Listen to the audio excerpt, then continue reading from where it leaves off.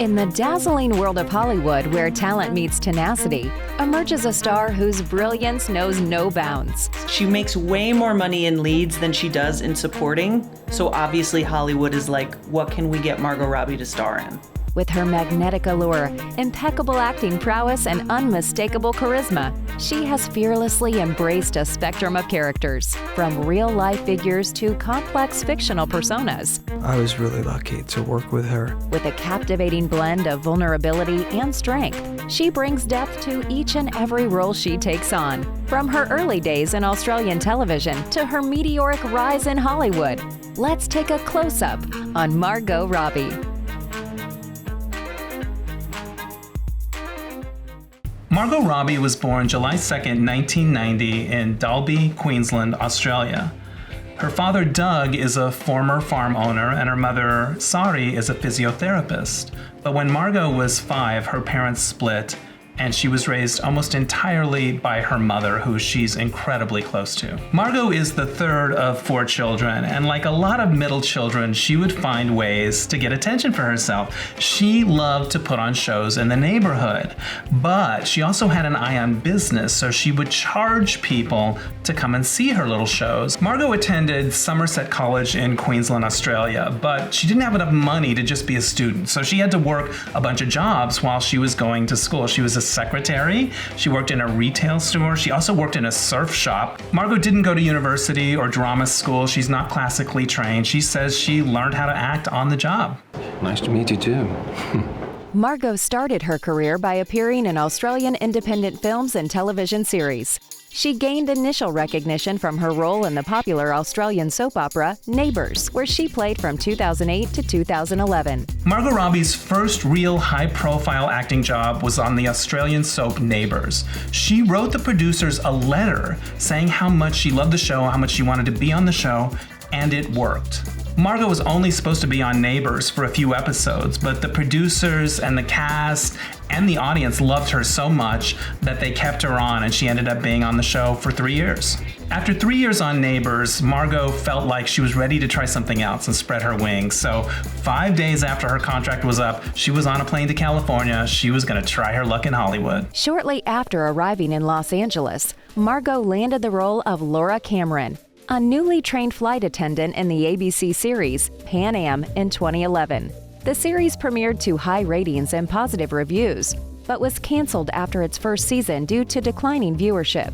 Pan Am was known for being the most glamorous and the most glitzy of all the airlines, and there were really strict requirements to be a flight attendant back then, and Margot Robbie is the epitome of what I imagine a Pan Am stewardess was supposed to be. She has poise, she's intelligent, the utmost in generosity and customer service, so easy on the eyes, the costume and uniform totally made for her, perfect. They canceled the show, but Margot Robbie was definitely on the map at that point.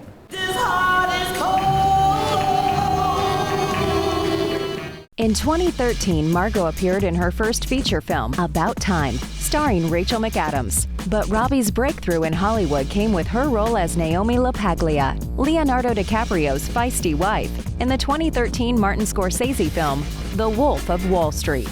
So in Wolf of Wall Street, Martin Scorsese's making this really big deal movie about a real life stockbroker who was really low down and dirty. And he had this stunningly perfect, incredibly sassy, full of personality wife. So they had to get Margot Robbie to play her because there's nobody that juggles that many adjectives that well. Margot Robbie has said that The Wolf of Wall Street was one of the hardest movies that she's ever had to shoot because she didn't immediately connect to her character, and there was a lot of craziness around how they shot the movie, and she ended up punching her co-star Leonardo DiCaprio, aka an Oscar winner, in the face one time. I mean, the movie is incredibly funny. You wouldn't expect it to be, but it's really, really funny, that sort of Scorsese humor. Leo's great. I mean, he's amazing to work with. He's so committed. Like I said, I mean, we just go so far, like go in any direction and he'll just be right there. And it pushes me to do more and take more risks because he does it. And I feel like I need to keep up with him. Margot's so good at creating a sense of ease within her characters that we believe she is who she's playing. But the character of Naomi was a little bit outside of her comfort zone, and she did have to take about 3 shots of tequila to film that sex scene. The thing that Margot said connected her to her character in Wolf of Wall Street was finally that this was a woman who was clawing to get every single thing that she had. And she saw the men in the movies doing the exact same thing. And so this wasn't a woman and a wife that was lesser than her husband. She was exactly an equal, just in a slightly different way.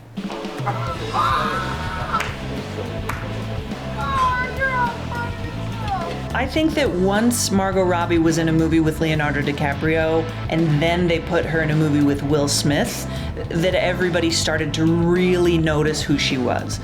So 2015's Focus didn't really register on a lot of people's radars for anything except Margot Robbie, because the movie was kind of mediocre, but she is this unbelievable, glowing, crafty goddess that really knows how to pickpocket somebody. It was awesome and really fun to watch. This role is an actress's dream because there is such a character arc in the film. I get to start in one place and end in a completely different place. She's an entirely different character for the second half of the film, which is so much fun, not only for the acting side of things, but also the costumes, the hair, the makeup. Like, we did everything different. This is one of the first examples of how method Margot Robbie goes sometimes to get inside of her characters, because while she was filming Focus, she was actually training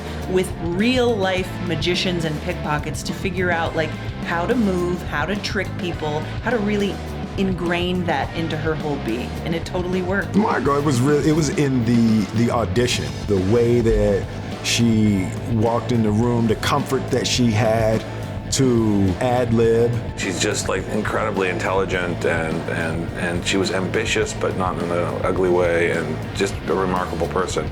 She came into the room and just lit the place up. You know, her and Will had instant chemistry, and you know, it was easy from that point forward. After Focus, Margot Robbie diversified her roles. She headlined the post-apocalyptic drama Z for Zachariah, proving her ability in intense roles. And in the wartime romantic drama Sweet Frances, she demonstrated her talent in historical settings. In the war drama Sweet Frances, Margot plays a woman who falls in love with a German soldier during World War II. Off camera, though, Margot had her eye on the third assistant director.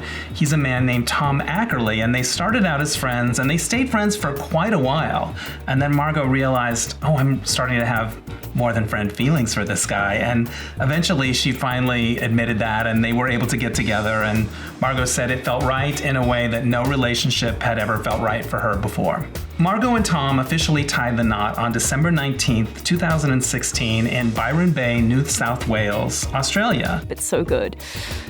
In her fourth release of 2015, Margot Robbie made a cameo among the A-list cast of Adam McKay's comedy drama, The Big Short, which explores the events leading up to the 2007-2008 financial crisis. Margot Robbie had only been on the scene for about 4 years, and then she started playing herself in movies. That's how big a splash she made. So when The Big Short came in and they had a lot of like really high concept things to explain that most normal people do not understand, their method to getting their audience to understand these concepts was to put Margot Robbie naked in a bathtub, playing herself, drinking champagne. And by God, I learned what a subprime mortgage was that day. Another thing that I love about this woman is just how intelligent she is, because when she was presumably nude in a bathtub drinking, she had to remember all of her lines from memory. She didn't have a prompter, they weren't doing a lot of cutting, and if you watch, there are huge chunks of really important, specific factual information that she had to remember. I don't know how anybody does that drunk. She's so good. I just love her. In 2016, Margot played a British war correspondent in Afghanistan in Whiskey Tango Foxtrot, co-starring Tina Fey, before portraying a fiery Jane Porter in David Yates' big-budget movie, The Legend of Tarzan. Set and Action! Apparently, the movie studio wanted her to lose a lot of weight for the role of Jane. And Alexander Skarsgård had gone through a complete physical transformation to play Tarzan, and they thought, well, why not Jane too? She needs to be really slim. And as the story goes, Margot Robbie stepped in and she said, absolutely not. She needs to be healthy. She can't be too skinny. She's a researcher. She's a woman of science. It just doesn't fit. She didn't do it, and at that point in her career, Hollywood couldn't make her. I was excited to work with animals and Margot Robbie. I love the order that you put it in. Thanks so much. Animals. Margot Robbie. Next, Margot joined the DC Extended Universe alongside Jared Leto and Will Smith as the iconic Harley Quinn for the first time in the superhero film Suicide Squad, and achieved wider recognition. Dr. Harleen Quinzel is who Harley Quinn was before she became Harley Quinn. And she was working at Arkham Asylum. She's a psychiatrist, and that's where she met Joker and fell for Joker. And then born out of that was the transformation into Harley Quinn. The interesting thing about Margot Robbie is I feel like she just kind of came on the scene and was a huge star, but I think that just speaks to her magnetism and how much she sparkles on screen. Suicide Squad is really the first movie that put her on the map. Like, if there was anyone that wasn't in the know about Margot Robbie, they definitely changed that with Suicide Squad. Harley Quinn is such a lovable character. Margot just brought this side to her where she's also a psychopath. She's crazy. She has so much energy, and she's bubbly, and she's lovely, and you love her, but she's so scary at times. When she was 8 years old, Margot Robbie's mother enrolled her in circus school, and she was really good on the trapeze. In fact, she earned a special trapeze certificate. And all of that training came in real handy on the Suicide Squad movies because she ended up doing a lot of her own stunts. Lucky for us, Margot Robbie is a really physical person, and so she's not afraid to dig into the physical aspects of her role. So when she played Harley Quinn, she did a lot of gymnastics and boxing and all kinds of things like that. The director of Suicide Squad, David Ayer, really put Margot Robbie to task when they were shooting Suicide Squad, because he was like shaving off her eyebrow, and he was like making her learn how to hold her breath underwater for minutes at a time, and doing all of these horrible things to really put her in the mind frame of Harley Quinn. It totally worked, but the process that Margot Robbie is willing to go through for these characters really speaks to her love of the craft, and also just how much fun she's having. I feel like I just, like, no matter how far we delve, like how much research I do, I just feel like I've only scratched the surface of Harley. Like, it's just a character that's like just like a bottomless pit of like issues and fun, and just there's so much to do. She also really took the role of Dr. Harleen Quinzel really seriously, because Margot Robbie didn't just show up in fishnet tights and booty shorts and then swing a baseball bat at somebody. She actually studied multiple personality disorder, and she put a lot of context and texture into the role. And that's what you feel, and that's why people love her so much, because she's not just a psychopath, she's a psychopath that has learned things and taken tests. I was lucky in that I had a pretty phenomenal partner in this. She's a pro, so I was really lucky to work with her.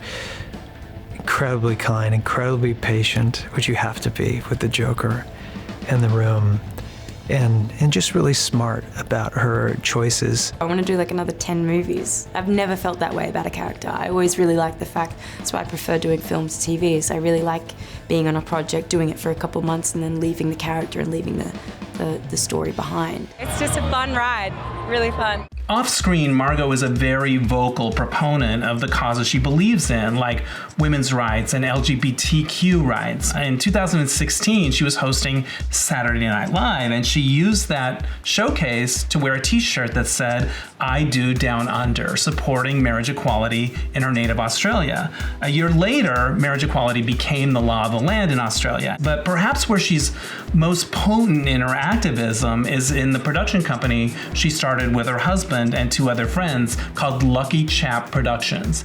The goal of the company is to champion women's voices, and so far the track record with her company LuckyChap Productions is excellent. They produced both I, Tonya and Promising Young Woman, both both of which put women's stories front and center, and both of which picked up Academy Awards. In 2017, Margot Robbie made her producing debut to critical acclaim with I, Tonya, and scored her first Oscar and Golden Globe nominations for Best Actress. After moving to America, Margot settled for a time in Brooklyn, New York, and while she was there, she became a huge fan of the New York Rangers hockey team. She'd always loved hockey. She was obsessed with Mighty Ducks when she was a kid. She even started taking hockey lessons herself and played right wing on an amateur league. Of course, all that skating experience came in very handy when it came time to play Tonya Harding in the movie I, Tonya.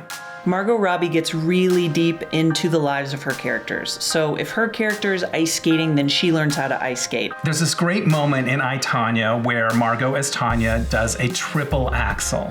Well, there are only 6 people in the world that have been able to do that apart from Tonya Harding, and Margot Robbie is not one of them. So they used visual effects to make it happen, but boy, it sure looks real in the movie. Margot Robbie worked with a voice coach because she wanted to perfectly emulate Tonya Harding's Pacific Northwest accent. But she didn't stop there. She also worked on emulating it at different ages. So she was looking at younger Tonya Harding versus older, and I think that's amazing. And it's a really subtle difference, but it's an important one, and it just makes you understand that she is serious about everything that she embarks on. The Elizabeth that I portray in this film is very cautious, is very isolated. So for the first 7 or so years of Margot Robbie's career, she was portraying maybe softer characters. Some were real, some weren't. But then we get Margot Robbie in a period piece. Mary, Queen of Scots came out in 2018. She co-starred with Saoirse Ronan, and they were so serious about taking on the persona of their characters that they didn't even meet beforehand to do any rehearsals. The first time that Margot Robbie and Saoirse Ronan see each other on film is the first time that they had seen each other in those costumes and met in real life. It was wild and it was fun and it was cool. In 2019, Margot made her Tarantino debut and portrayed the late actress Sharon Tate in Once Upon a Time in Hollywood, starring Leonardo DiCaprio and Brad Pitt. I can't think of a time where I've ever seen this kind of ensemble come together for a movie, and it takes a filmmaker like Quentin for that to happen. But I'll never forget the table read looking around. It's like Al Pacino, Dakota Fanning,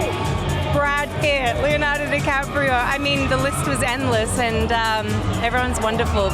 Since writing a letter helped Margot get her first breakthrough role on Neighbours, she's been using that technique ever since. In fact, she wrote a letter to Quentin Tarantino just because she admired him so much and wanted to meet with him. Well, Tarantino ended up writing her a great part in the movie Once Upon a Time in Hollywood. Margot Robbie is pretty much established in movies that she's not scared to take on any kind of role. And so when Quentin Tarantino came knocking for Once Upon a Time in Hollywood, and he said, "Will you play the infamous Sharon Tate?" She said yes, under certain circumstances. I'd like to meet her family. I want to make sure that I've learned about her. I want to be respectful, and I want for them to bless this performance because I don't want to just come into it like a bull in a china shop. It's too important. We're all completely horrified by what happened to Sharon Tate. It's something that Hollywood still takes really seriously out of all the tragedies that we've seen. So when we heard that Margot Robbie was taking on this role, I think that the majority of people really breathed a sigh of relief. Because if there's one person in Hollywood history that you really don't want to mess up and you don't want to be disrespectful to, it's Sharon Tate. There are moments in the film where Sharon Tate just has this sense of wonder and this deep love of movies that really resonated with me. This is a completely original, genius idea out of Quentin's brain, and you just never know what you're going to get with that. Next, Margot earned her second Oscar and Golden Globe nominations for her role as Caleb Pospisil in Jay Roach's drama Bombshell, based on the accounts of women at Fox News who exposed CEO Roger Ailes for sexual harassment. Ooh, it's such a big topic when you start to talk about what's happening in Hollywood in the way of Me Too. People have existed in the business being mistreated for so long that finally, when the mid-20 teens roll around and people start having conversations about how inappropriately most people are treated in the industry, a movie had to be made about it. When I first got the script, I think it struck me on obviously a very deep level, but a very deeply moral level, and I felt a certain urge to be a part of that conversation. A conversation about sexual harassment in the workplace, but having that conversation with all its complexities. I think up until reading this script, I guess I'd been so encouraged that the revolution was getting up on its feet. Margot Robbie was playing a character that wasn't based on one specific real-life person. She was an amalgam of several different stories and women, and her scenes were so deeply uncomfortable. They were moving in a way that I wasn't expecting. It just made me so grateful that I had never been put in that position, and it gave me a whole new sense of empathy and sympathy for women who had been. And it's just impossible to rewatch. Margot Robbie, God, is so smart, and I learned so much just from watching her talk to Jay about the scene. She's really a brilliant actor and knows so much about movies, and that was quite intimidating, but also extremely kind and sweet. And I think that the sweetness that she brings to the role of Kayla is just freaking devastating. Usually Margot Robbie's pretty good at leaving her characters on the set, but when she was shooting the movie Bombshell, it was different, you know? There was something so unnerving about playing those scenes where she gets sexually harassed at Fox News that she would get home and she would find that her hands were still shaking. It was just a little too unsettling, and she had a hard time leaving it on the set at the end of the day. I mean, nothing happened. As Margot Robbie had gained so much steam in her career for being able to play anything from a real-life character to a completely fictional comedic role, she took a pitch meeting with Warner Brothers, and she was like, you know what? There are no female-led action movies that we can turn into a franchise. And you guys loved me as Harley Quinn once, so why not cast me again with a whole bunch of incredibly famous female comic book characters? And hence, Birds of Prey was born. It was so fun. I mean, we've got such a good group, and I'm always so fortunate when that happens, because you spend a lot of your time on a film set, you know, you want to be with the people you really like and are friends with. So I'm so lucky we kind of had this immediate girl gang. It just seems like everything that Margot Robbie does, she does right. So when she pitched Birds of Prey, she told Warner Brothers, I want my production company to do it. I'd like to have a female director, and I'd like for women to be involved in every step of this incredibly female-driven piece. So they listened, thank God, and what they ended up with is one of the most unique comic book character movies I've ever seen. Sometimes you watch a movie and you can just tell that it's just hitting on every single level. And the fact that you get to spend more time with Harley Quinn in her world, seeing things as she sees them, where bullets are confetti and things like that, it just really makes you understand, like, well, number one, the character is unwell, but number two, there's a wonder and fascination about this character that's really unique. Like, she doesn't have a dog, she has a hyena. In 2022, Margot Robbie featured in David O. Russell's period mystery film Amsterdam, part of an ensemble cast. The movie revolves around three friends who reunite to investigate after a retired U.S. general is mysteriously murdered. It's really charming and magical, propulsive, and it's like both people's tiny little worlds and the big world at the same time, if that makes sense. Following that, Margot portrayed Nellie Leroy, a bold and ambitious self-proclaimed star in Damien Chazelle's film Babylon, earning her another Golden Globe nomination. The movie explores the ascent and downfall of various characters amidst Hollywood's shift from silent to sound films in the late 1920s. I've done a lot of stunt-heavy movies, I've done some demanding roles, but this was a different level of keeping that energy, Nellie energy up. There's nothing that Hollywood loves more than being self-congratulatory and making movies about itself. And I mean, Margot Robbie is perfect for a movie like that because she embodies everything that we want Hollywood to be. She's gorgeous, she's talented, and she happens to be smart. In 2023, Margot Robbie not only produced but also portrayed the titular character in the fantasy comedy Barbie. Co-starring Ryan Gosling as Ken, the film follows Barbie's journey from the utopian Barbie land to the real world alongside Ken, driven by existential questioning. With a staggering global revenue exceeding $1.4 billion, Barbie stands as one of Robbie's most commercially successful ventures. Margot Robbie knew that when people heard the word Barbie and that she was going to be starring in a Barbie movie, they would have a certain idea in their head of what that would be, and she wasn't so sure she wanted to do it. But then the writer-director Greta Gerwig came on board, and it was a totally different thing. Now she was excited about it. She knew that Greta would bring something different, something special, something that would be a Barbie to remember. Margot Robbie makes the perfect Barbie, but in typical Margot Robbie fashion, this is not the Barbie that you have known and grown up with. This is a very different approach to Barbie. Margot Robbie's meteoric ascent from her Australian debut to embodying real-life figures and iconic comic book characters underscores her remarkable talent. As both a compelling actress and influential producer, she reshapes Hollywood narratives and redefines roles at a remarkable pace. Margot Robbie is clearly on the A-list of Hollywood stars, and she's also producing her own stuff, so her dance card is full. But she says she hasn't stopped the practice of writing letters to the people she admires and saying, hey, I want to work with you. She won't say who she's doing it to, but she's still doing it, so stay tuned. I'm sure there are a lot of great Margot Robbie projects on the way. It's just so gratifying to know that you've given everything and know that someone demanded that of you. I loved it.